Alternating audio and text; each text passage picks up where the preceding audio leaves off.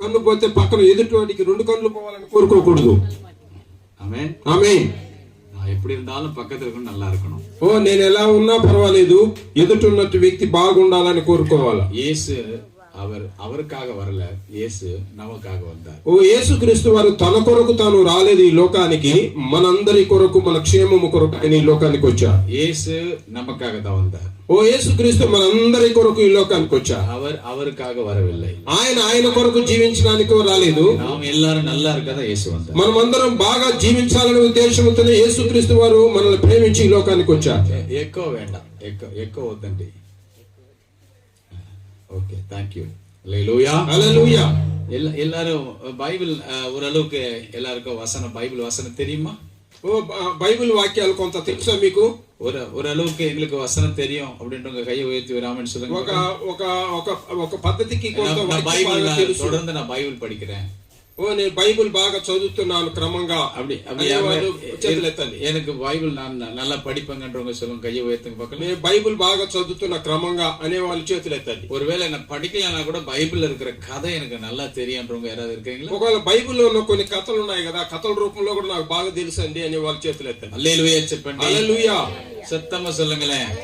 శబ్దంగా చెప్పండి, గట్టిగా చెప్పండి, గట్టిగా చెప్పండి. హల్లెలూయా, హల్లెలూయా, హల్లెలూయా, హల్లెలూయా, హల్లెలూయా, హల్లెలూయా. ரொம்ப நேரம் பாட்டு பாட்டோம் இல்லீங்களா? చాలా సేపు పాట పాడతారు కదా, పాట పాడి పాడి எல்லா எனர்ஜி போயிடுச்சு. పాట పాడే మీ అందరికి కొంచెం ఉత్సాహం పోయినట్లున్నది. நாம இப்ப ஆண்டவருடைய வார்த்தைக்கு நேரா போக போறோம். మనం దేవుని వాక్యానికి నేరుగా వెళదాం. ஆண்டவருடைய வார்த்தை என்பது దేవుని వాక్యం అనేది அது ஒரு ஆசీర్వాదம், అది ఒక ఆశీర్వాదకరమైనది. ஆண்டவருடைய வார்த்தை என்பது அது வல்லமை உடையது. దేవుని వాక్యము బలమైనది.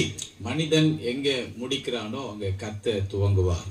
దేవుడు ఎక్కడ, మానవుడు ఎక్కడ ముగిస్తాడో దేవుడు అక్కడ ప్రారంభిస్తాడు. உங்க வாழ்க்கையில எங்க எல்லாமே முடிஞ்சு போச்சுன்னு நினைக்கிறீங்களோ அங்கதான் ஆண்டவர் ஆரம்பிப்பார். మీ జీవితంలో ఇదంతా పోయింది అనుకున్నప్పుడు అక్కడే దేవుడు ప్రారంభించడానికి ఇష్టపడుతూ ఉన్నాడు. அங்கேதான் உங்க வாழ்க்கையில முடிந்த இடத்துலதான் கர்த்தர் ஆண்டவர் மறுபடியும் துவங்குவார். మీ జీవితం ముగించబడింది అనే ఆ సమయంలో దేవుడు ప్రారంభించడానికి దేవుడు ఇష్టపడతాడు ఆ ప్రాంతంలో. நான் ஆண்டவருடைய வார்த்தைக்கு போவதற்கு முன்பாக దేవుని వాక్యానికి వెళ్ళక ముందు உங்களுக்கு ஒரு காரியத்தை நான் சொல்லி கொடுக்க விரும்புறேன். మీకు ఒక కార్యాన్ని నేను చెప్పించాలని ఇష్టపడుతూ ఉన్నాను. அது என்னவென்றால், అది ఏ కార్యం అంటే, ஆண்டவருடைய வார்த்தையை கேட்டுக்கொண்டிருக்கும் போது இடையில எழுந்து போக கூடாது.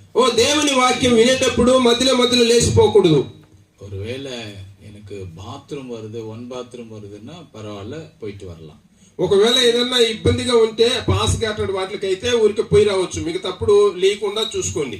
சும்மா போயிட்டு வரக்கூடாது. ఊరికైనా లేచి అట్లా పోయేది అలవాటు చేసుకోవద్దండి. ரொம்ப அவசியம் தண்ணி குடிக்கணும். தண்ணி பாட்டில் எல்லாம் இருக்குன்னு நினைக்கிறேன் பக்கத்துல. ఒకవేళ నీళ్ళ బాటిల్ కూడా మీకు పక్కనే పెట్టి ఉండా. ஏன்னா பைபிள்ல நான் சொல்றது எல்லாமே பைபிள்ல இருக்கு. నేను చెప్పేదంతా బైబిల్లో ఉంది కనుక చెప్తున్నా.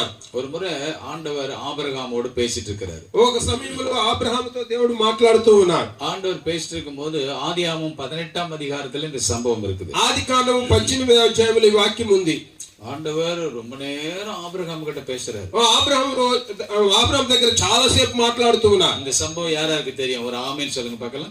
ఎవరికి ఈ సన్నివేశం తెలుసు? అబ్రహాంతో దేవుడు చాలా సేపు మాట్లాడుతూ ఉన్నారు. எத்தனை பேருக்கு தெரியும் இந்த சம்பவம்? ఎంత మందికి తెలుసు ఆ సంభవం, ఆ సన్నివేశం? ఆమేన్ சொல்லுங்க பார்க்கலாம். ఆమేన్. హల్లెలూయా, హల్లెలూయా. இப்போ ஆண்டவர் ஆபிரகாமோடு பேசிக்கிட்டே இருக்கிறார். దేవుడు అబ్రహాంతో మాట్లాడుతూ ఉన్నారు. அப்போ அந்த கடைசி வசனத்தை வாசிங்க. ஆதியாகமம் 18 లాస్ట్ அந்த వసంత వాసింగే.